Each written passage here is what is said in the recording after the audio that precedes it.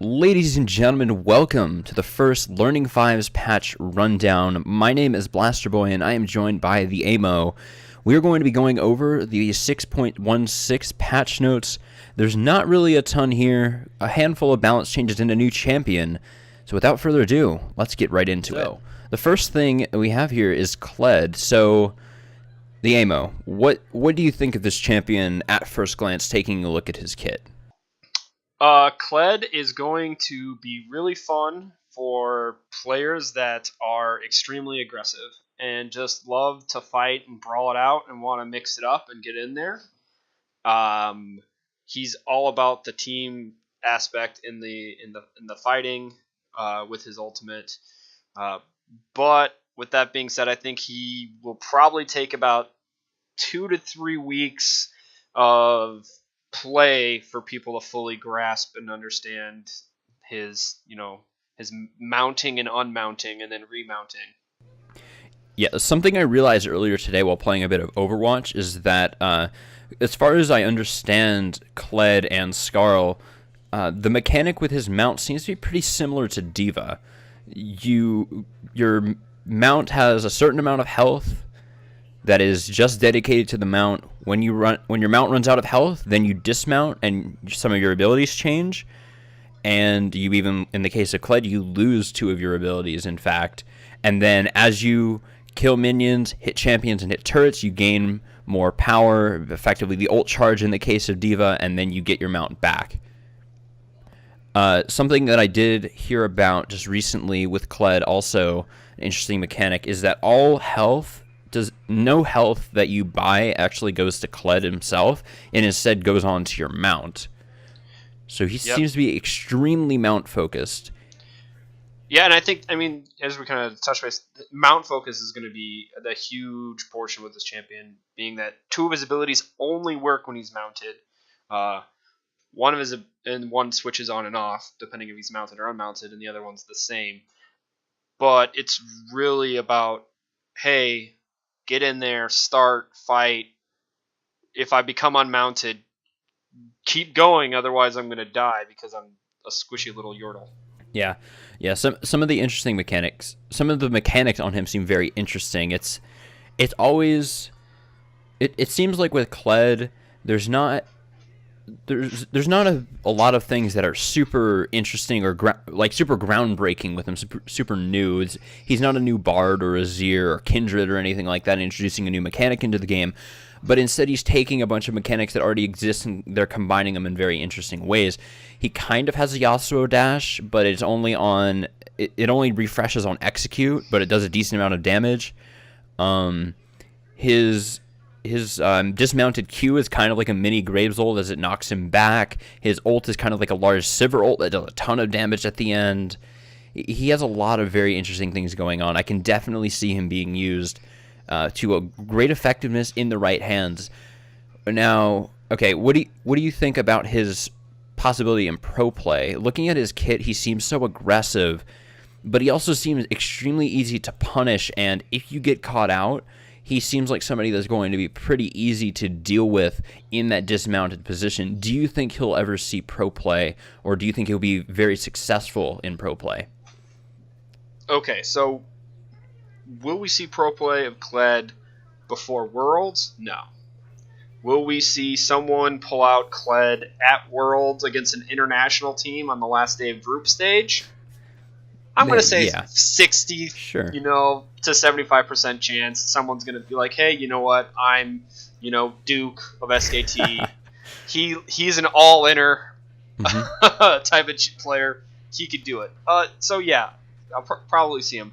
The issue with Kled is he has one play style. It's one direction. Yeah, it's definitely. At the enemy. It's not like Sivir ult where you can use it to kite back and then forward or move lanes. It's not Malphite ult where you can, if you get 3-man ganked, ult over the wall. Mm-hmm.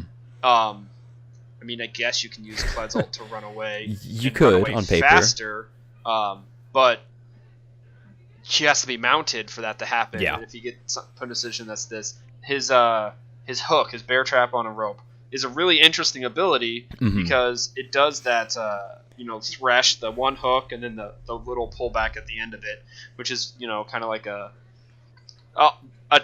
another tether. But the key is, as the longer the hook is or the trap's attached, that circle shrinks. Yeah. So you have to be still running. It's not like a LeBlanc where you just throw the E out, or Thresh where you're just landing the hook you're not going in. You're just like land it, get a little bit of CC to continue peeling. No, it's to land it so he can go in better. Right. Yeah. He seems to be a very binary champion where he only knows one way, and that is the way into a fight. He doesn't really have too many escape tools, even with his dismounted Q. That is his only escape. It's not that far of a knockback. And then when he's dismounted, he also just so happens to have a passive that only makes him run faster when he's running towards enemies. So, yeah, he definitely does seem to be a very singular goal champion. He really, really does want to go in and make aggressive plays. In my opinion, I could see him potentially in pro play eventually, but it's very unlikely for me, in my opinion, to ever have him see a large amount of pro play. I don't think that he'll become the next Gnar, but then again, nobody thought that Gnar would ever be any good in pro play either, so it's kind of hard to say. Kled is much different than Gnar, though. He offers much less than Gnar, interestingly enough, I feel. Yeah, Gnar has range. Gnar has an escape. Gnar has a 3-hit instead of 4-hit, damage on HP scaling. He has not one, but he has technically 2 stuns if you hit it into a wall. Yeah. He has multiple slows. Kled's in. It's a dash in, and you can only repeat the dash like Renekton if he hits a champion, or he kills, or he kills a creep, or he kills a creep. Yep. Or you almost want to say you can kind of see him out of the jungle, possibly, but he can't get remounted. Yeah, is the issue. So I don't know if that's good enough. He's probably going to be seen in top lane. Do I expect players like Voyboy or Trick2G to pick him up on a Smurf account and run him around silver, gold, and plat? Yeah, I do. Yeah, I expect to see a lot of that within the next month. Yeah, certainly. I'm probably going to pick him up, try him out. I mean, I don't have anything better to do with my IP, really, but yeah, Kled, very, very interesting champion, very all-in, seemingly one-dimensional, but we'll have to see. With that, though, I think we've said enough about him. Let's move on to the actual balance changes this patch. Oh my gosh. Guess what? What? It's true. They're doing it. They're nerfing Aurelia. Yeah, so, all right.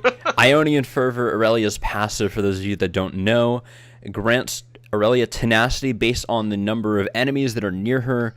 Typically, it was that's how it used to work. Now it is different. So the range is now smaller, and now it counts both allies and enemies. You need to have a even or disadvantaged matchup to take full advantage of Aurelia's passive now. So if you are in an even matchup, well, if you're in an uneven matchup in your favor, you get no tenacity. You get no benefit whatsoever.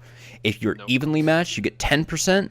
And then if you are unevenly matched in the enemy's favor, then you get either 25, 30, 35, or 40, depending on your level. It upgrades at 1, 6, 11, and 16, as per usual with most of these things. So, how do you weigh this? I think this is just a straight up nerf to Aurelia's passive. We just kind of joke about that a moment ago. Yeah, I think this is just kind of a straight up nerf to her passive, and I can't see too many opportunities that this will actually work out very heavily in her favor. At least in my experience, there's not a ton of instances in solo queue in particular where Aurelia is super unevenly matched or anything like that. When a jungler ganks, then yeah, but sometimes you'll even have your own jungler there and then you get almost no benefit. How do you think this will affect her?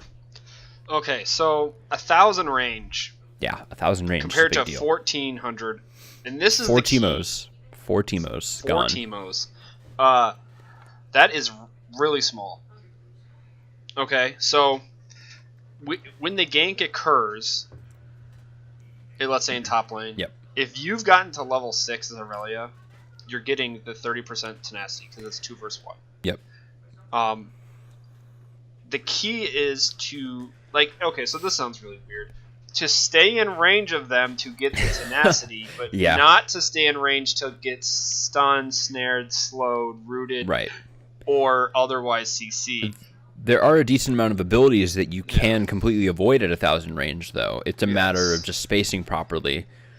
Yes. Can someone in one of the lower levels play around this? No. This hurts the least mechanical players because this is something where now people have to think about it and take this into effect and add it to their mechanical play. Now, this works really well in one instance. Mm-hmm.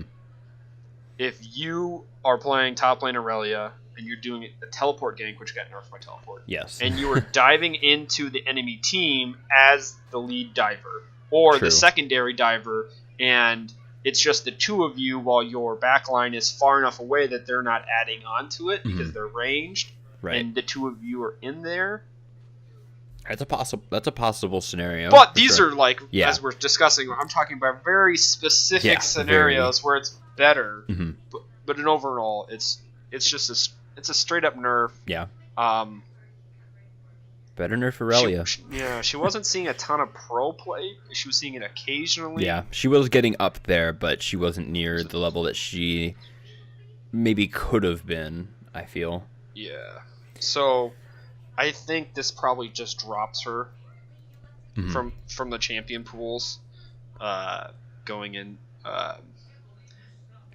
to semis and finals of all the regions. It drops her from the top lane pool. Mm-hmm. Yeah, I mean, the tooltip they fixed, I don't know if you touched on it. It was showing incorrectly in the client as 0.6 bonus attack damage instead of 0.7. It's not changing. They're just fixed that what it shows on the screen. Yeah, it's just an in-game display bug. Nothing that'll really affect her balance at all. Oh. In fact, that'll have literally no impact on her balance whatsoever because it was still dealing a damage intended. It just wasn't showing it. Yep. All right, so with that, I feel like we can move on from Aurelia now on to... Well, we can skip Leona, because Leona is just a small little passive change. For the record, it is... Leona now sees the damage text when her allies proc Sunlight. That's all. It doesn't do anything. It's just a little bit of extra clarity. That's handy. Doesn't affect her balance at all. Lulu.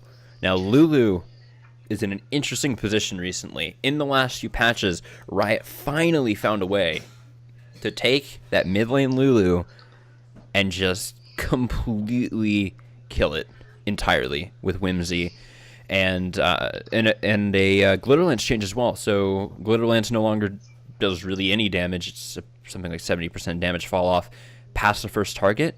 Whimsy now grants her allies attack speed in addition to movement speed, so she's just basically a really good support. This patch lowers the cooldown on that early on and also makes her give way more attack speed, 10% more attack speed than before, just on the Whimsy. How do you weigh this? Do you think this will bring her into the support pool? I've always been disappointed with those changes to Lulu as to how little I've actually seen her in the support pool. I didn't feel like she really needed buffs, but her play rate has not been what I feel it should have been. So, yeah. Do you think these were necessary, and do you think this will be enough to bring her into the spotlight? Okay. Do I think it was necessary to add a bonus attack speed to Whimsy for Lulu? Only if you didn't want her played in mid lane or top lane anymore. That is something that Riot was against, so we can assume that. Yeah, if those players who've been playing this game since Season 2, there was a huge slew of champions that came out. And then Riot came out and said, "We hear you players, we will be giving you Lulu as a support champion." Because they almost went I can't remember the exact name, but it seemed like a year since they released a champion that was a support champion. Mm-hmm. So, and then in less than a year, they're like, solo lane Lulu because of wave clear. Yeah. And it took like 3 seasons before they messed with her Q. Now you just have Lulu. Now you're giving her attack speed. Yep. Now, you remember last year at Worlds? What NA comp? What did they love to run? Ooh. It's kind of hard, and this, hard think, for me to think remember. about the group stages. Thinking back to group stages. Man, I cannot. I Cloud9 can't and actually CLG were remember. the two. Was it Juggernaut? Not quite Juggernaut. Quite. They ran a Was wave clear mid lane, Mhm. like a Zir, Okay. and Victor, and then they ran Tristana or Jinx Yep. or Okay. Caitlyn in Now the I'm side remembering. lanes to fast push the towers. Yep. Right? Yep. I remember this now. Now, Riot's added more gold to taking the first tower. And it's because they say they want to stop the split pushing. Or they want to stop the rotations, right? What happens if you have Jinx, Lulu? Well, you're just going to be able to push very, very quickly. You will shred through Yeah. that level 1 tower, Yep. even if you send it top, or you can send it, the bot tower. They're like, well, it's got more reduced damage up top. Well, I don't think that's going to matter if you do it right, and the pro players will figure that out.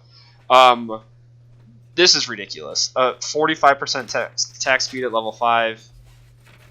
What's Nunu's Blood Boil at, right? Like, that. Do you remember Season 2 where it was Nunu standing in the bush? Blood Boil. Yep. Blood Boil, my AD carry, Ice Ball, your AD carry. The ratios went like at 100 to 25 to like 150 difference in attack speed, right? Mhm. Percentage reasons.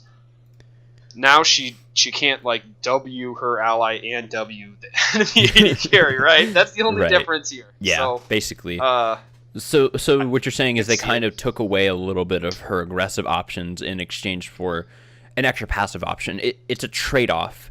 You either go really aggressive and you basically have one of the harder CCs in the game.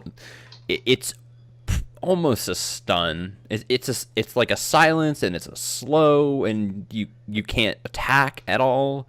It's basically I like a stun. being cupcakes. Yeah, or you can give your ally attack speed, a lot of it. Yeah.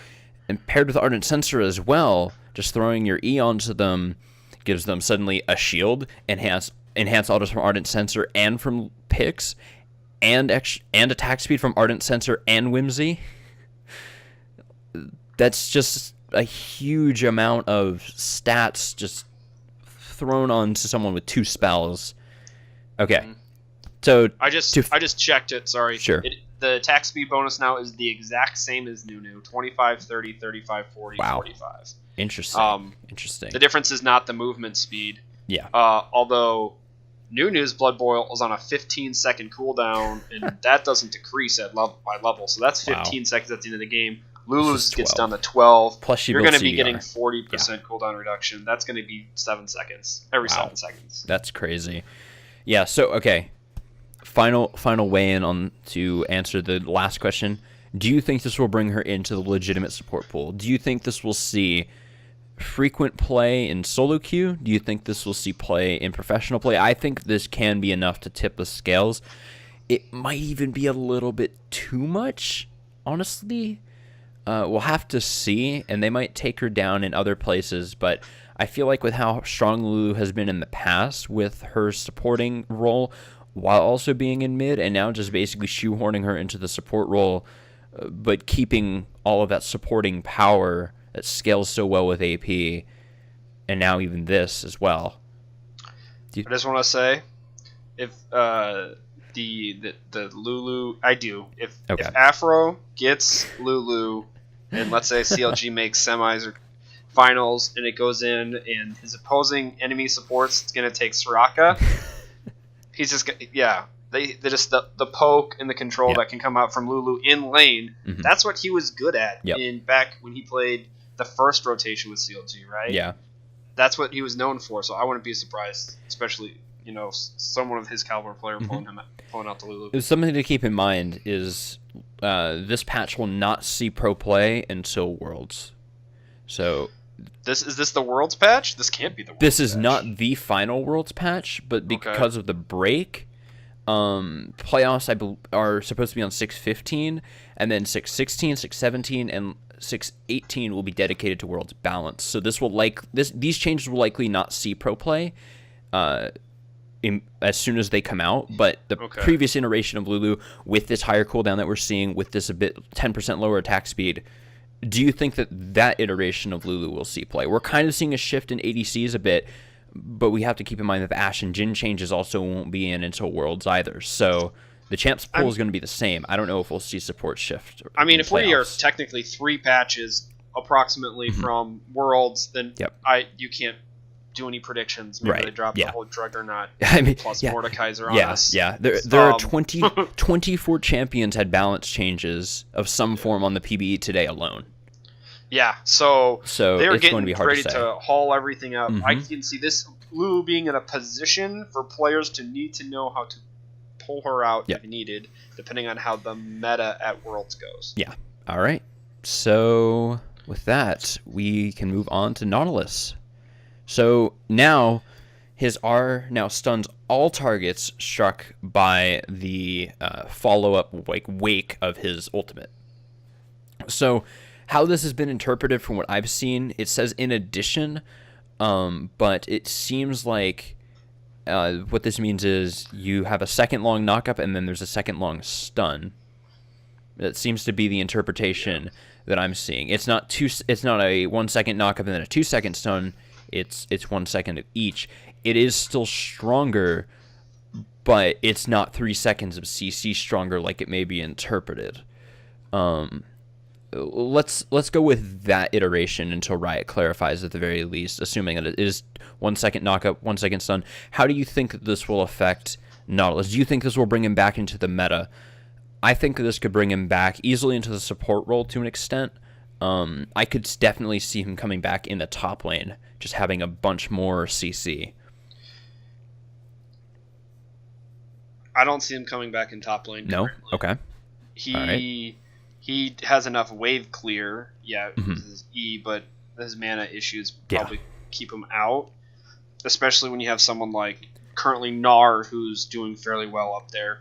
Gangplank's like, okay, you can clear it, then I'll clear it with my barrels, and then we'll dance, and then I'll bot lane, and you'll stand there. Yeah. Right? So that's fair. Support, once again, NA's running squishy, utility supports. Korea's running like Tom Kench and Alistar, tanky supports. EU's running Scion support. It's all over the board, right? Yeah. So if tank supports are in, Nautilus is in. He has a hook. He has the area effect slow. He has, his passive stun. He has this now, which is great in team fights. They didn't extend, which is great, but it has to hit someone, right? Like if you death charge someone, it just goes around everyone and only hits one person. It doesn't really do anything to it. Right. But if it goes through all 5, you've won the team fight. So he's definitely in there and done, but I'd rather have an Alistar flash Q. Mm-hmm. It's much instant. There's less reaction. There's no time to adapt coming in. Now if Nautilus gets going as support, or even if he comes out of the jungle, if for whatever reason Cinderhulk gets another buff, then you may see it. That would be interesting. It kind of goes back to Lulu. There's a lot of changes before Worlds. Mm-hmm. This could be one of those things that puts him in a position to possibly be seen. Yeah, this definitely just at least has to be something that teams will have to consider.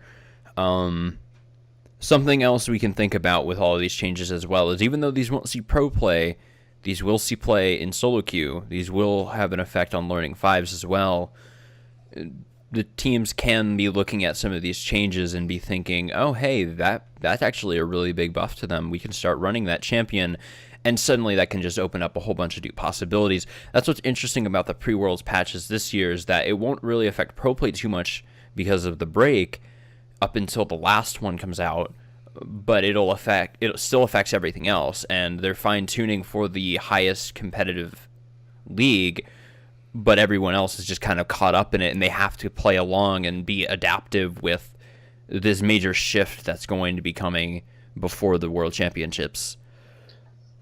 No, yeah, and I think that, lower divisions. I think CC is imperative to definitely running a good team comp and that type of stuff. So having a Nautilus as your support does a lot of stuff, especially in the Learning Fives community where you're coordinated in bot lane and you can coordinate going in and out and going up against the enemy team. So if you're a coach out there, you're a player, and you're like, hey, you know what, my team, we like to run real squishy champions with not a lot of CC. Pick up Nautilus as a support. Yep. He brings enough CC and he brings enough tank that should help you with maybe something that you're missing. Yeah, definitely a champion to be looking at. Keep your eyes on that, coaches. I feel like Nautilus could have a fairly big impact if played properly. The top lane thing is something to take note of, though, because you have to compare to the current meta. You mentioned a bunch of champions that counter Nautilus in the top lane right now. Fiora is another one to consider. She can basically avoid more or less all of his with the right riposte. A good riposte can block any of his CC. Plus, she will just shred him with his ult, or with her ult rather. There are just so many different things that can hurt Nautilus in the top lane right now. Mm-hmm. With that said, I think we can call it for Nautilus. Let's move on to Sona. There's not too much here. She was hotfixed shortly after she received this mini rework a patch or two ago. These are more follow-up changes, so her self-movement speed was lowered pretty significantly here, and the ally movement speed ratio the AP ratio was also lowered, and then her basic ability cooldown reduction from her crescendo was also lowered early game. So how do you think Sona fits right now into the meta? I haven't seen nearly as many Sonas since she got that hotfix change. Maybe it's just everybody saw her numbers going down and jumped off the hype train without really looking at it too closely. Because I feel like Sona is still very strong and she still can have an effect. Do you think that she should be out of the meta already, and do you think this knocks her out entirely, or should she still be considered? She still should be considered. Okay. You can run Sona okay, so it all depends on the person's play style and what they want to do. But the movement speed in general. In general, she's being really hard to stay in the meta. Mm-hmm. The movement speed decrease is much more greater than the 0.2 ability power, because that didn't really particularly help. But it's in the self movement speed, because she needs to be with her team, and she runs. So if she speeds everyone up, she's not keeping up, or she's not speeding up anyone and she's out in front of them, right? Those are kind of the two options with her E. It's really her R, though. It's not the actual crescendo, because that's awesome. But the passive on it, that ability cooldown reduction, being reduced early, possibly can help people who don't have good mana conservation. Sure. Because she's a face on keyboard champion, right? Just basically just hit it and your spells go off. Whereas now she can't run out of mana technically as fast because things are on cooldown. But when you get to her 40% when she hits that third point, plus all of her CD as being that she's getting on every support item's got cooldown reduction now. Mm-hmm. She's gonna what stops her from casting her abilities is not cooldown reduction. Yeah. It's the cap that is on Sona that says you have to have a certain amount of time between casting spells. Yeah, the global cooldown on her spells is it exists just for that reason, just to gate her from fully rolling her face on the keyboard and still being able to be effective. But if these two things on Sona are contradiction, right? There's we're not going to let you just go QWER, QWER, QWER, QWER.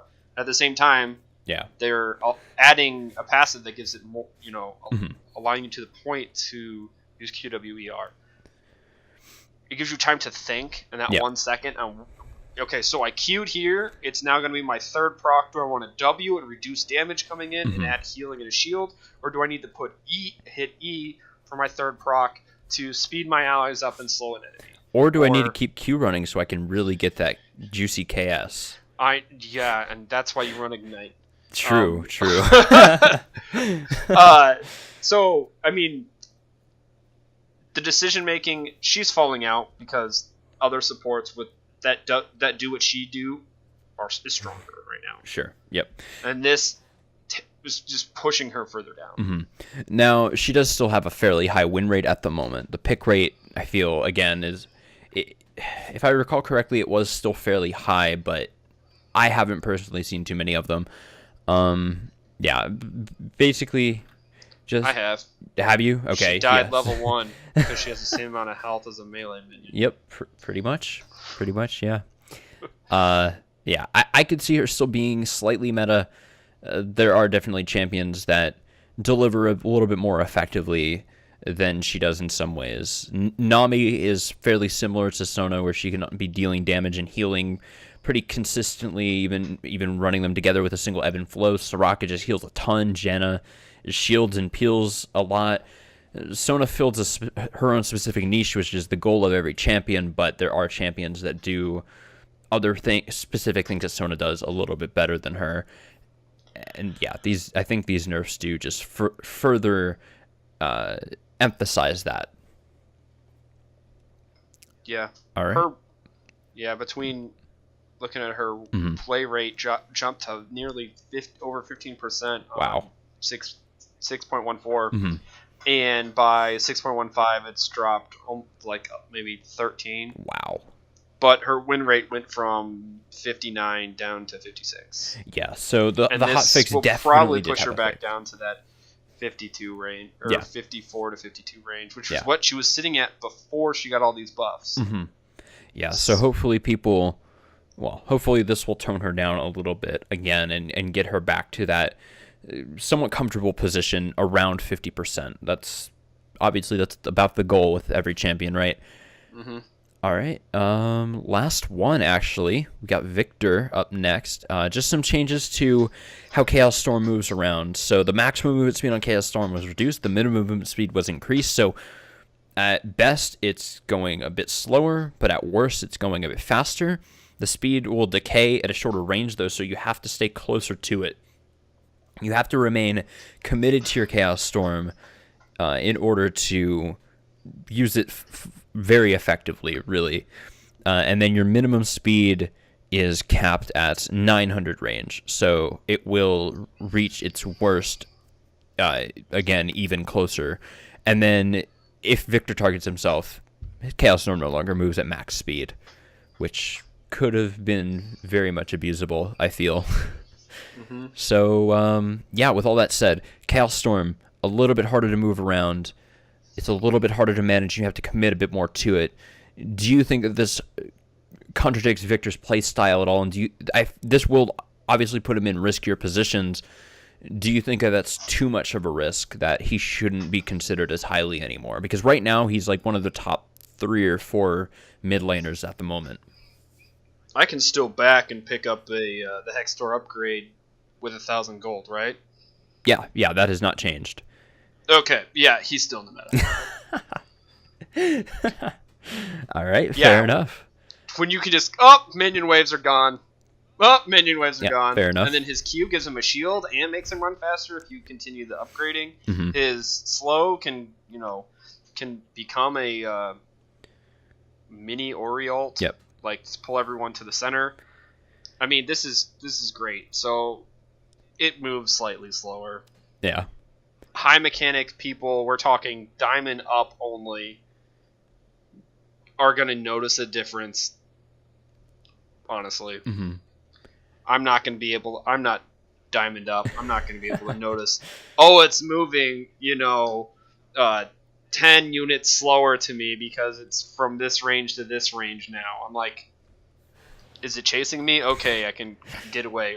It goes slower than Tibbers now. Yeah. Yay. Yeah, it also does make Chaos Storm with Rylai's a little bit less oppressive. I think this is... It's not too much of a hit to Victor as much as it is a benefit to everyone else. Yeah. It's weird. It doesn't feel like it'll really hit Victor all that hard, and it may just make him have to commit a little bit more to get the same benefits that he was getting before. But at the same time, if the Victor does not commit, he's not taking any more risks than he was before, but he's also not getting the same reward necessarily.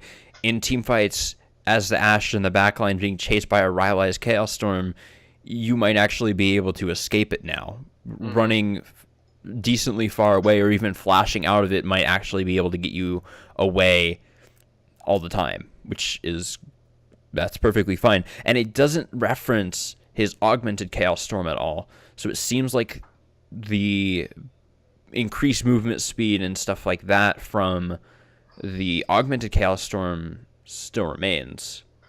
So in that case, that doesn't even really affect him all that much late game. He just loses a bit of the base stats on the Chaos Storm, I suppose, but the augment is still just as strong as ever, just obviously slightly toned down now.